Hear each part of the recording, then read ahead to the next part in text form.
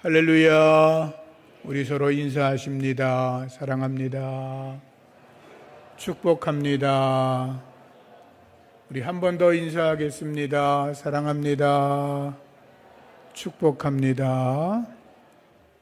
여러분들에게 하나님의 은혜와 평강과 복이 가득하기를 축복합니다.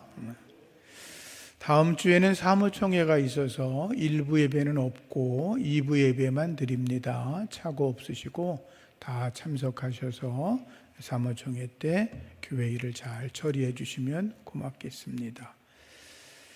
1988년도 우리나라에서 서울 올림픽이 있었죠. 그때 세계에서 가장 빠른 여자라고 불려지기 시작한 그리피스 조이너라고 하는 여자 선수가 있었습니다. 그녀의 기록을 찾아보니까 100m는 10.49초, 그리고 200m는 21.34초에 달려서 금메달을 3개나 그때 목에 걸었는데, 그녀가 기록한 기록을 지금까지도 깬 사람이 없다고 그럽니다. 금메달을 3개나 땄으니까 미국에서는 대단했겠죠. 그래서 MBC 기자가 그녀에게 이렇게 물었다고 합니다. 당신은 달릴 때 무슨 생각을 하며 달립니까? 그렇게 물어보면 보통 목표점을 놓고 아주 힘을 다해 달린다고 그렇게 보통 이야기하는 게 맞는 것 같은데, 그녀는 뜻밖의 이렇게 말했다고 합니다. 저는 하나님께 영광 돌릴 것을 생각하며 달리고입니다. 최선을 다함으로 나 자신과의 싸움에서 이긴 후에 하나님께 영광 돌릴 때만큼 인생의 보람을 느낀 적이 없습니다. 이렇게 대답을 했다고 합니다. 참 목사인 저도 깜짝 놀랄 만한 그런 대답을 했죠. 먹든지 마시든지 무엇을 하든지 다 하나님의 영광을 위하여 하라. 그렇게 살아가는 저와 여러분이기를 소망합니다. 사람들이 인생을 성공적으로 살아가려면 삶의 목적이 분명해야 한다라고 말합니다.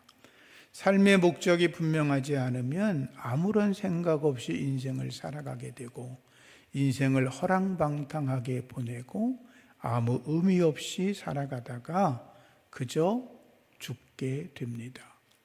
이런 사람들은 왜 태어났는지, 왜 살아가는지, 어디로 향하고 살아가는지를 전혀 인식하지 못하고 살아가다가 헛되이 죽습니다. 지옥에 떨어집니다. 그러나 하나님의 부르심을 받아 삶의 목적이 분명한 사람들은 살아가는 모습이 다릅니다. 내가 살아가는 이유는 하나님의 영광을 위해서라고 말합니다. 내가 존재하는 이유가 하나님의 영광을 위해서야, 이렇게 생각한다는 거죠. 그래서 그들은 단 한순간도 헛되이 보내려고 하지 않고 주를 위해 최선을 다해 살아갑니다. 그렇지 않습니까? 하나님께서 저와 여러분들을 하나님의 자녀로 부르시고 거룩한 백성으로 부르시고 왕 같은 제사장으로 불러주신 줄로 믿습니다. 그래서 우리는 살아가는 삶의 방향과 목적이 분명한 것입니다.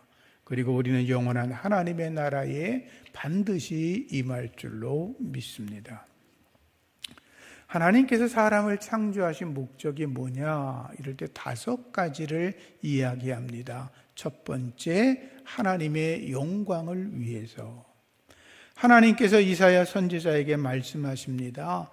내가 내 영광을 위하여 너희들을 창조했다.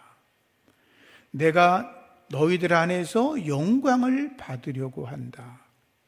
내가 영광을 받으려고 내 손으로 만든 작품이 바로 너희들이다. 이렇게 말씀하십니다.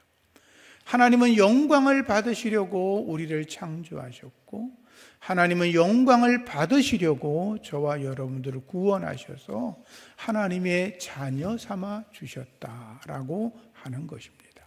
두 번째, 하나님의 기쁨을 위해서 창조하셨습니다.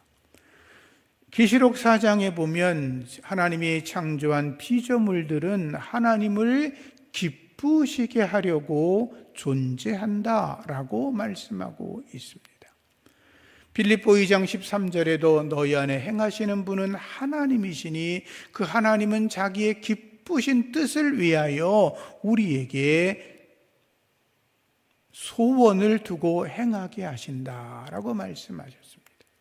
우리 마음속에 하나님을 향한 선한 마음이 있다면 그것은 하나님이 우리에게 주신 마음이고, 그 기쁘게 하는 마음, 하나님을 기쁘시게 하는 마음으로 살아가는 것이 우리 인생의 목적이라고 말씀하고 있는 것입니다.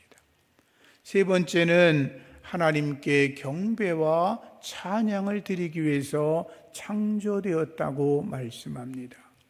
에베소 5장 19절 말씀에 시와 찬미와 신령한 노래들로 서로 화답하며 너희의 마음으로 주께 노래하며 찬송하라 라고 말씀하고 있지요.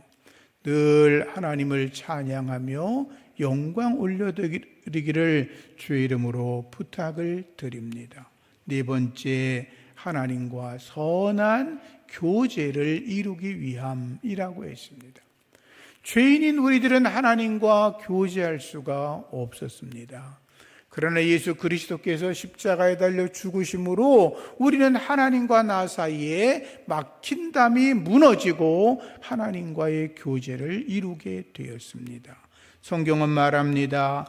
참으로 우리의 교제는 아버지와 그분의 아들 예수 그리스도와 함께 하는 것이라고 말씀하고 있습니다.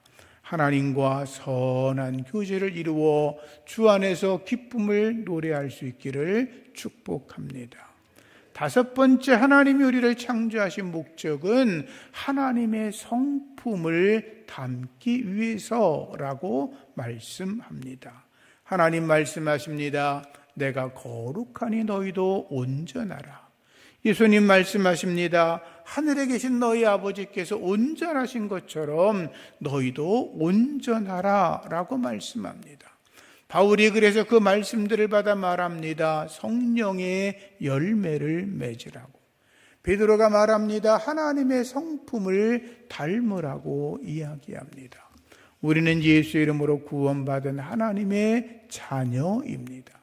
하나님의 자녀들은 하나님을 닮아가야 합니다. 하나님의 거룩한 성품을 닮아가는 하나님의 자녀들 되시기를 주의 이름으로 축복합니다. 하나님의 영광만을 위해 살아가는 것이 우리의 삶의 목적입니다. 성경에 세례 요한이라는 분이 계시지요. 그분은 오직 하나님의 영광을 위해 살아갔습니다. 그의 삶의 목적은 예수님께서 오시는 길을 예비하는 것이었습니다. 하나님의 사명을 받고 세례 요한은 번화한 도시를 떠나 광야로 들어갑니다. 그곳에 살면서 하나님의 음성을 듣습니다. 아무것도 없는 광야에서, 생존의 여부를 보장할 수 없는 곳에서 세례 요한은 하나님의 음성을 들으려고 엎드려 기도합니다. 하나님과 교제를 이룹니다. 약대 털옷을 입고 메뚜기와 석청을 먹으며 살았습니다. 그러다가 하나님의 때가 이르자 그는 세상에 나와 외칩니다. 회개하라, 천국이 가까이 왔다. 400여 년 만에 들려지는 하나님의 음성을 들은 유대인들이 회개하라, 천국이 가까이 왔다는 음성을 듣고 세례 요한에게 몰려들기 시작했습니다. 많은 사람들이 요한의 말을 듣고 회개합니다. 변화된 삶을 살아가겠다고 고백을 합니다. 세례도 받습니다. 그런데 그때에 제사장과 레위 사람들이 세례 요한에게 물었습니다. 당신 도대체 누구요? 너 누군데 겁도 없이 갑자기 뜬금없이 나타나서 회개하라, 천국에 가까웠다고 떠드는 거요. 세례 요한이 대답합니다. 나는 그리스도도 아니고 엘리야도 아니고 그 선지자도 아니라 라고 말합니다. 그럼 누구요?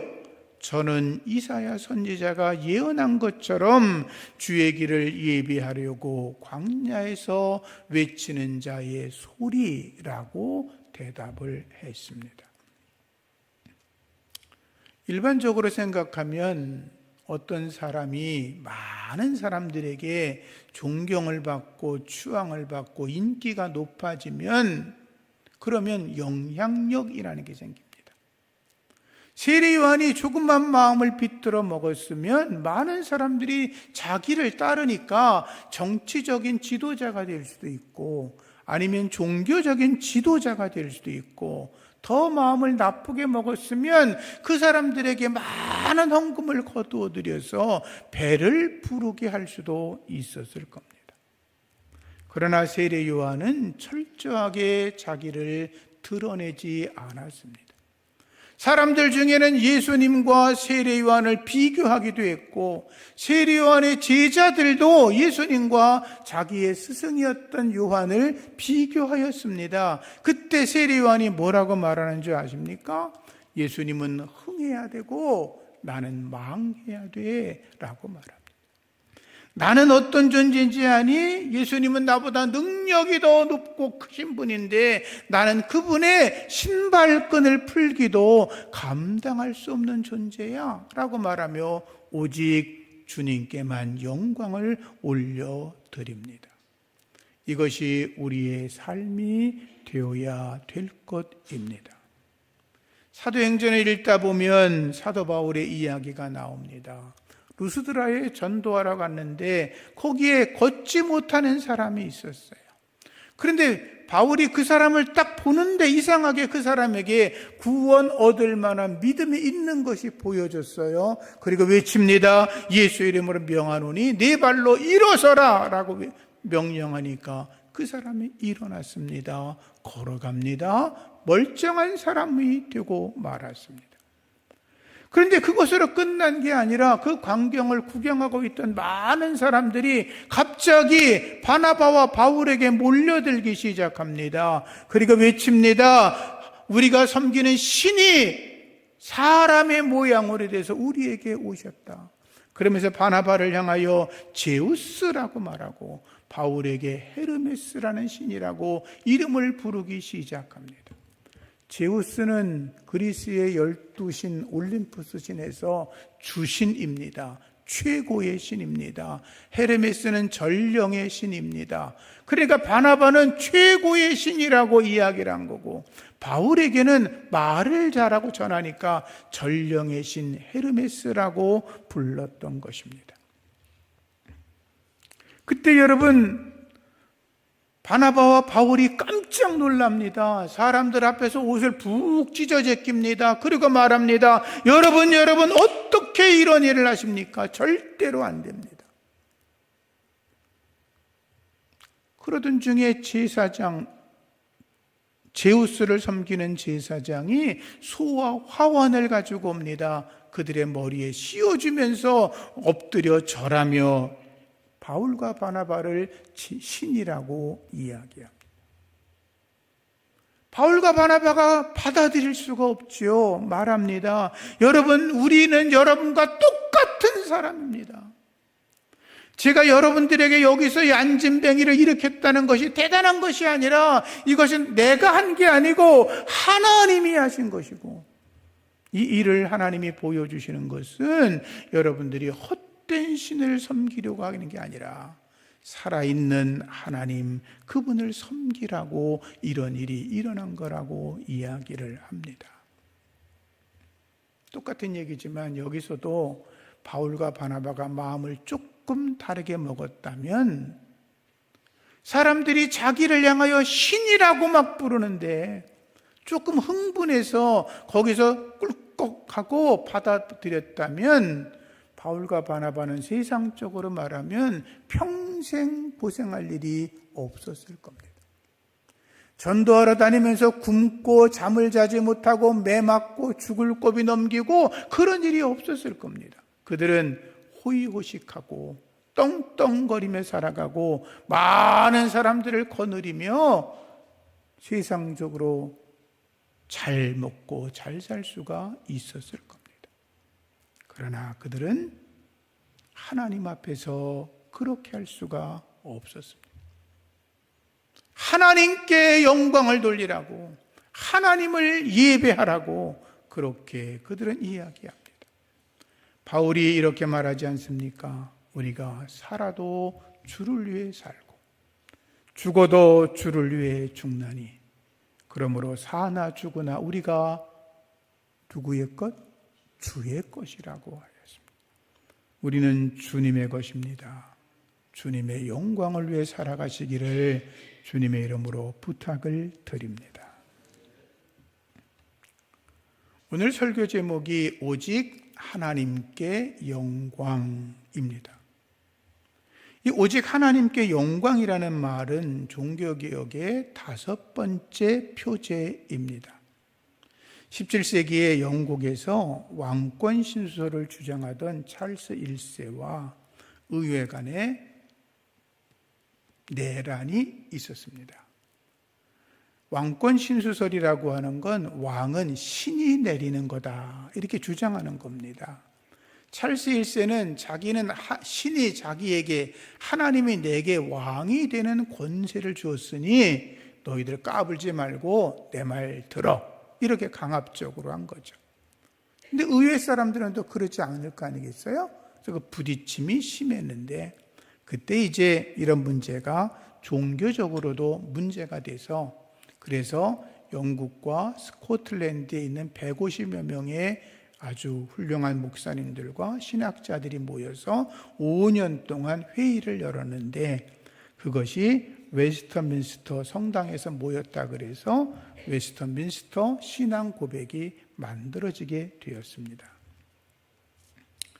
그들은 요리문답을 만들어내면서 심혈을 기울였고 제차, 3차 계속 토론을 거치면서 성경을 중심으로 그 교리들을 만들어가기 시작했습니다.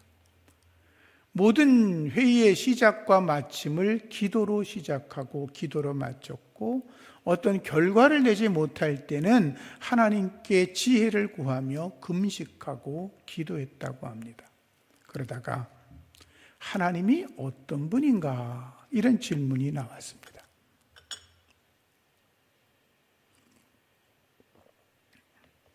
저마다 이런저런 의견을 냈는데 하나님이 어떤 분이냐 딱 떨어지게 말하는 것이 너무 힘들었던 모양입니다. 그러다가 한 분에게 하나님께 지혜를 달라고 기도하세요 라고 부탁을 했더니 그분이 이렇게 기도했답니다. 오 하나님, 당신은 영이시며 무한하시며 영원하시며 변함이 없으시고 당신 안에는 지혜와 능력과 거룩과 정의와 선함과 진리가 있습니다. 이렇게 기도를 했습니다.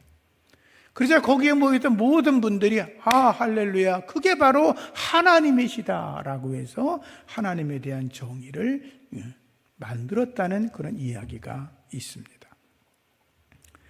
소교리 문답에서 가장 중요하게 여겨졌던 것은 사람의 제1되는 목적이 무엇이냐라는 그 문답이 있었는데 거기에 답은 뭐냐 하면 사람의 제1되는 목적은 하나님을 영화롭게 하는 것과 영원토록 그를 즐겁게 하는 것이라고 결론을 내렸습니다.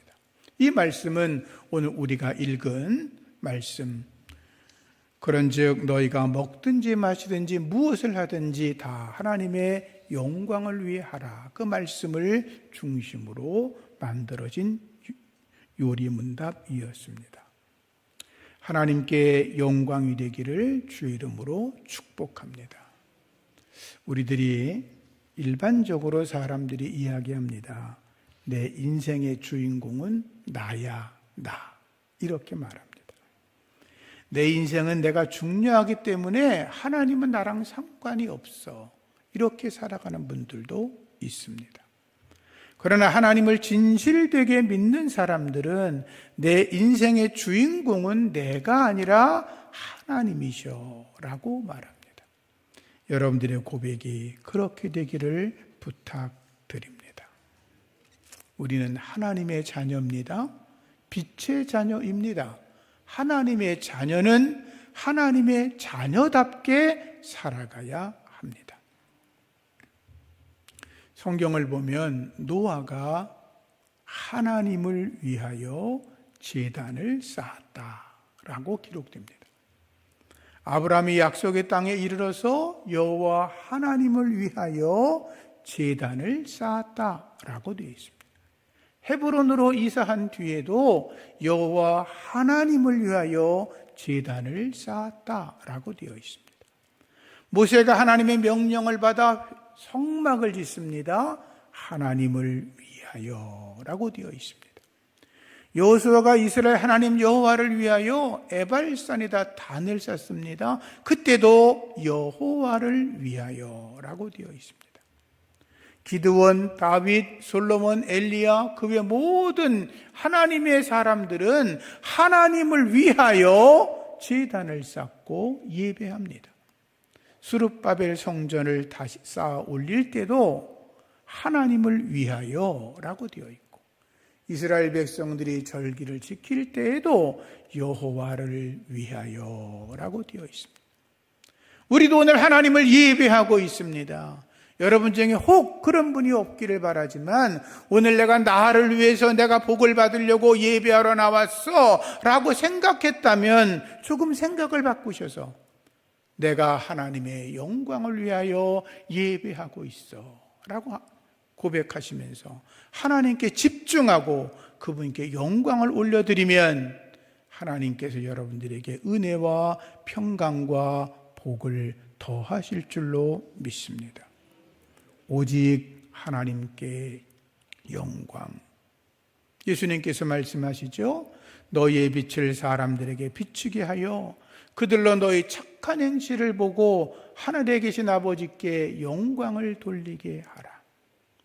우리가 하나님의 자녀입니다. 빛의 자녀입니다. 우리 안에 예수 그리스도의 거룩한 성품이 우리 안에 새겨지면, 또 그렇게 살아가면 우리가 어떤 사람과 몇 개월, 몇 년을 살아가는 동안 그들의 입에서 말하지 않겠습니까? 당신은 정말로 하나님의 사람이야. 너는 정말로 예수를 제대로 믿는 사람이야. 너를 보니까 하나님이 살아계셔. 그런 고백을 여러분들이 들으셨다면 여러분들은 하나님께 영광을 돌리고 있는 것이지요. 나를 창조하신 하나님, 나를 구원하신 하나님, 암탉이 병아리를 품듯이 나를 품어주시고 나를 복되게 하시는 그 하나님, 그분께 영광 올리며 살아가는 하나님의 백성, 그분들이 바로 여러분들이신 것입니다. 마지막으로 하나님이 받으실 영광을 세상의 그 어떤 것들이 대신할 수 없습니다. 교황이 대신할 수 없고, 목사가 대신할 수 없고, 사람들이 만들어 온 어떤 우상들이 대신할 수 없고, 여러분들도 대신할 수 없습니다. 오직 하나님께서만 영광 받으셔야 합니다.